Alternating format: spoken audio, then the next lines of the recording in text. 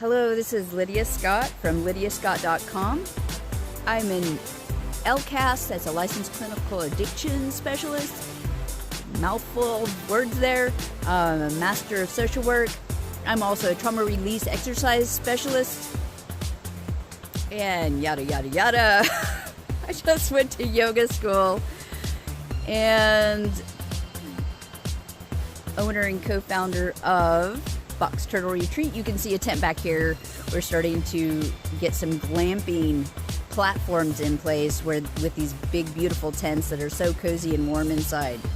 In North Carolina, at the base of Mount Pisgah. Come and visit us sometime when you're ready. So, anyway, I told you in a previous video that I was going to talk to you about the sun gazing. And you can tell, like, the sun is kind of lowish right now, but I've got a great view of it. This is not the time I would sun gaze, actually.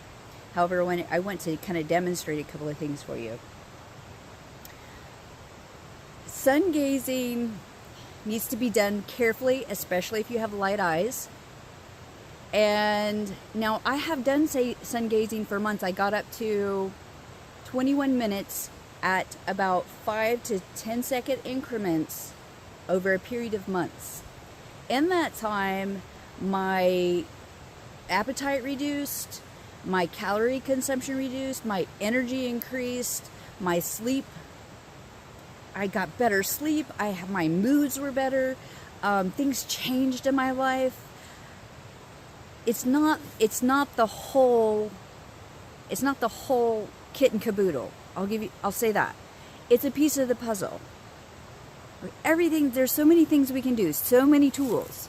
It's a piece of the puzzle, but it could be a little bit bigger a piece of the puzzle for you, depending on many, many factors in your life that only your guides and your teachers that live with you know, and they'll inform you of what's right with you. If it resonates with you, it's time.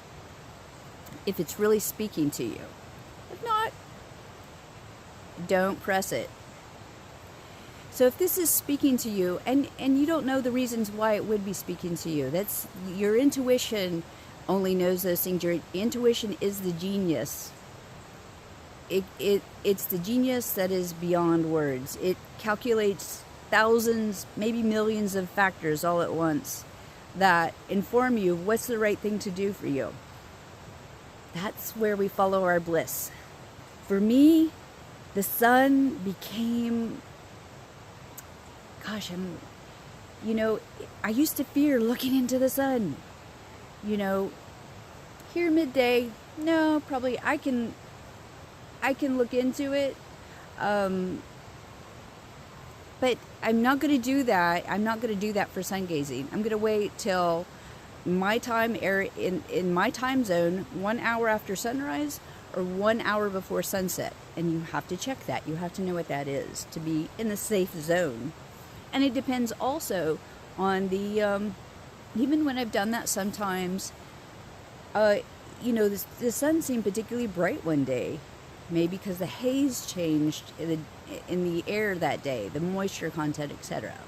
So if it's not feeling right to look at it, then I don't. If it's feeling comfortable, then I do.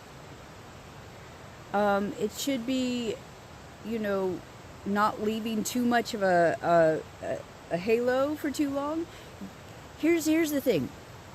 I saw a documentary on this, and I wish I could remember the name of it. I ideally will post it in the information section later, but Hira Ratanmanek is one of the founders, or he revived this movement, and don't go looking for him because he's in hiding from social pressure and everything, stigmatization. Anyway, a person in a documentary went to an optometrist and told him he was sun gazing, I think, and he said, "Oh, you've got a sunburn on the back of your eye." Well, guess what? A dark spot on the back of your eye is not a sunburn necessarily. It could be, a suntan. Your eyes can also be acclimated, just like your skin, just like everything else, to the sun. So why have we been told for so long that the sun is a dangerous thing when it's this big, huge, glowing thing right in the middle of the sky? There's something right here, right in nature, you're not supposed to look at directly? How can that be when a child would stand here and do it? It's a natural inclination. So, till it's like too much, and then naturally you'd stop it. So, if you don't know when to stop, then that's another issue. You've got to tune into yourself. You've got to tune into your eyes, and you have to know what a sense of comfort is. So there's times where you can look at the sun, and it actually, it can bring tears to your eyes, and it did mine initially. But it can bring tears that are comforting. It doesn't hurt. So in sun gazing, you start out, if you've got brown eyes, or it's really, the sun doesn't bother your eyes for whatever reason, 10-second increments. You start out with 10 seconds or less. If you have sensitive eyes, 5 seconds increments, and build on that. 5 seconds, you look at the sun. 10 seconds, you look at the sun. 15 seconds. That's how you start out. Think about getting a suntan. You don't go out there the first day and stay out there all day in the sun. No. You take it slowly. And this is not necessarily a practice you do for the rest of your life, always. Here, Ratan Manik says you do it for 9 months, and you build up to 45 minutes, I think it is. And then you start gathering your prana from the earth after that.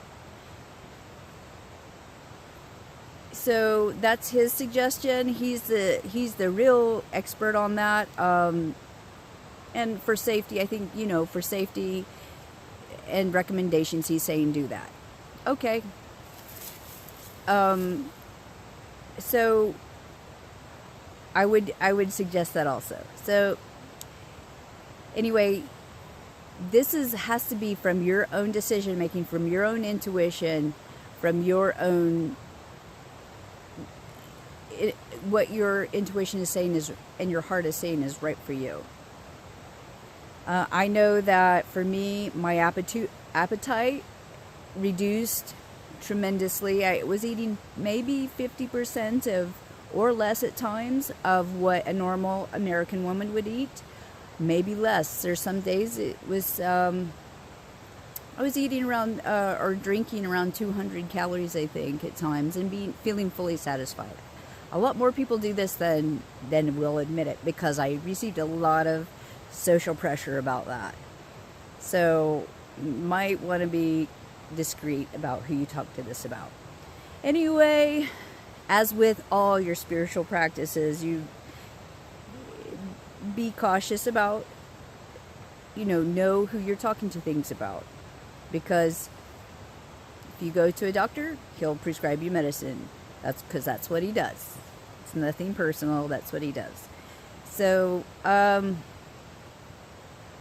if you would like to know more about these type of topics like yogic philosophy, living a life better, doesn't mean you're Hindu or anything. It just means that you're taking some philosophy into your life that will lead to a healthier, more satisfying life. Subscribe to my channel and look at lydiascott.com. I'm now known as Lakshmi Anand Scott also. And go to my Facebook page, Rainbow Gates. And you can find me on Twitter also. So have a great day. To have a great life, that's where it starts. Bye for now.